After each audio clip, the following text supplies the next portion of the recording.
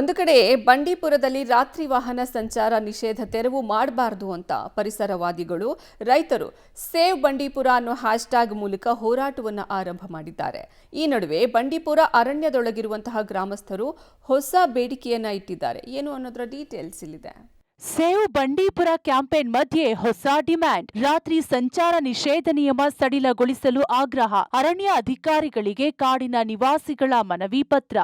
ಹೌದು, ಚಾಮರಾಜನಗರ ಜಿಲ್ಲೆ ಗುಂಡ್ಲುಪೇಟೆ ತಾಲೂಕಿನ ಬಂಡೀಪುರದ ಕಾಡೊಳಗಿನ ಮಂಗಲ, ಜಕ್ಕಳ್ಳಿ, ಯಲಚೆಟ್ಟಿ, ಕಣಿಯನಪುರ ಸೇರಿದಂತೆ 15 ಗ್ರಾಮಗಳ ಜನರು ತಮ್ಮ ಗ್ರಾಮಗಳಿಗೂ ವಿಧಿಸಲಾಗಿರುವ ರಾತ್ರಿ ವಾಹನ ಸಂಚಾರ ನಿಷೇಧವನ್ನ ಕೊಂಚ ಸಡಿಲಗೊಳಿಸುವಂತೆ ಆಗ್ರಹಿಸಿದ್ದಾರೆ.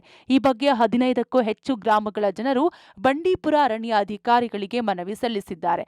ಸದ್ಯ ರಾತ್ರಿ 9ರಿಂದ ಬೆಳಗ್ಗೆ 6ರವರೆಗೆ ರಾತ್ರಿ ವಾಹನ ಸಂಚಾರ ನಿಷೇಧ ಮಾಡಲಾಗಿದೆ. ಆದರೆ ಸ್ಥಳೀಯರಿಗೆ ರಾತ್ರಿ 9ರ ಬದಲು 10 ಗಂಟೆಯ ಬಳಿಕ ನಿಷೇಧ ಮಾಡಲಿ. ಇದರಿಂದ ಕೆಲಸ ಕಾರ್ಯಗಳಿಗೆ ಗ್ರಾಮದಿಂದ ಹೊರಹೋಗಿ ಬರುವ ಗ್ರಾಮಸ್ಥರಿಗೆ ಅನುಕೂಲವಾಗಲಿದೆ ಎಂದು ಕೇಳಿಕೊಂಡಿದ್ದಾರೆ. ಇದಲ್ಲದೆ ತುರ್ತು ಆರೋಗ್ಯ ಸಮಸ್ಯೆ ಇದ್ರೂ ಚೆಕ್ಪೋಸ್ಟ್ನಲ್ಲಿ ಬಿಡುತ್ತಿಲ್ಲ.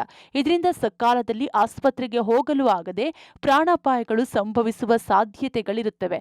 ಇದರಿಂದ ಚೆಕ್ಪೋಸ್ಟ್ನಲ್ಲಿ ಯಾವುದೇ ವಿಳಂಬ ಮಾಡದೆ ತುರ್ತು ಆರೋಗ್ಯ ಸಮಸ್ಯೆ ಇರುವವರಿಗೆ ಕೂಡಲೇ ಗೇಟ್ ತೆರೆದು ಆಸ್ಪತ್ರೆಗೆ ಹೋಗಲು ಅವಕಾಶ ಮಾಡಿಕೊಡಬೇಕು ಎಂದು ಒತ್ತಾಯಿಸಿದರು.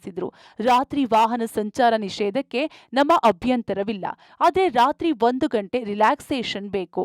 ಮೆಡಿಕಲ್ ಎಮರ್ಜೆನ್ಸಿಗೆ ಯಾವುದೇ ನಿರ್ಬಂಧ ಬೇಡ ಅಂತ ಮನವಿ ಮಾಡಿದ್ದಾರೆ. ಫಸ್ಟ್ ಬೇಡಿಕೆ ಬಂದು 9 ಗಂಟೆ ಏನು ಕ್ಲೋಸಿಂಗ್ ಇದೆ, ಸೊ ಲೋಕಲಿಗೆ 1 ಗಂಟೆ ಎಕ್ಸ್ಟೆಂಡ್ ಮಾಡಬೇಕು ಅಂತ ಇದೆ. ಸೊ 9ರಿಂದ 10 ನಾವು ಬೇರೆ ಕಡೆ ಹೋಗಿರ್ತೀವಿ, ರೈತರು ಎಲ್ಲೋ ತರಕಾರಿ ಮಾರಕ್ಕೆ ಹೋಗಿರ್ತಾರೆ, ಬರೋದು ಲೇಟ್ ಆಗುತ್ತೆ.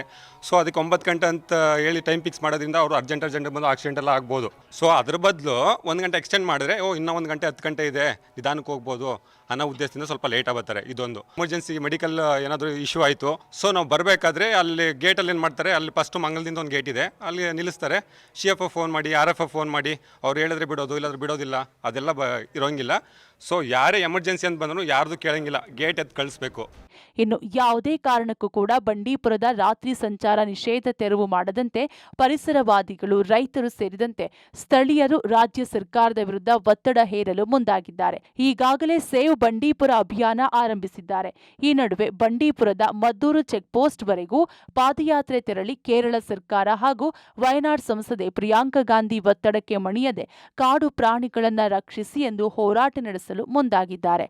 ಮಂಗಲ ಪಂಚಾಯಿತಿಯ ಒಟ್ಟು 17-18 ಹಳ್ಳಿಗಳು ಏನು ಬರುತ್ತೆ, 18 ಹಳ್ಳಿಗಳಿಂದ ನಾವು ಎಲ್ಲರ ಪರವಾಗಿ ಇವತ್ತು ಇಲ್ಲಿಗೆ ಬಂದಿರೋದು CF ಆಫೀಸ್ಗೆ. ಏನಕ್ಕೆ ಅಂದರೆ ನಮ್ಮ ಉದ್ದೇಶ ಏನಂತಂದರೆ ರಾತ್ರಿ ಬ್ಯಾನ್ 9 ಗಂಟೆಗೆ ಏನು ಮಾಡಿದ್ದಾರೆ ಅದಕ್ಕೆ ನಮ್ಮ ಸಹಮತನೂ ಇದೆ. 9 ಗಂಟೆಗೆ ಅವ್ರು ಬ್ಯಾನ್ ಮಾಡಲಿ, ಅದಕ್ಕೆ ನಮ್ಮ ಸಹಮತ ಇದೆ. ಆದರೆ ಸ್ಥಳೀಯರು ಅಂತ ನಾವೇನಿದ್ದೀವಿ, ಸ್ಥಳೀಯರಿಗೆ 1 ಗಂಟೆ ಸಡಿಲಿಕೆ ಮಾಡಿಕೊಡಿ ಅನ್ನೋದಷ್ಟೇ ನಮ್ಮ ಉದ್ದೇಶ.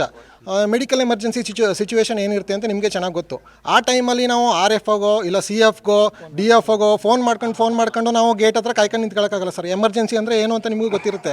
ಇವರು ಯಾರಿಗೂ ಹೇಳ್ದೇನೆ ಗೇಟಲ್ಲಿ ನಮಗೆ ಗೇಟ್ ಓಪನ್ ಮಾಡಿಕೊಡ್ಬೇಕು. ಅದು ಎಷ್ಟೊತ್ತೇ ಆಗಲಿ, ಅದು ಗೇಟ್ ಓಪನ್ ಮಾಡಲಿ. ಒಟ್ಟಾರೆ ಅರಣ್ಯದಲ್ಲಿ ವಾಸಿಸುವ ಗ್ರಾಮಸ್ಥರು ಮೆಡಿಕಲ್ ಎಮರ್ಜೆನ್ಸಿ ರಾತ್ರಿ ಸಂಚಾರ 1 ಗಂಟೆ ಸಡಿಲ ಮಾಡುವ ಬಗ್ಗೆ ಹೊಸ ಬೇಡಿಕೆ ಇಟ್ಟಿದ್ದಾರೆ.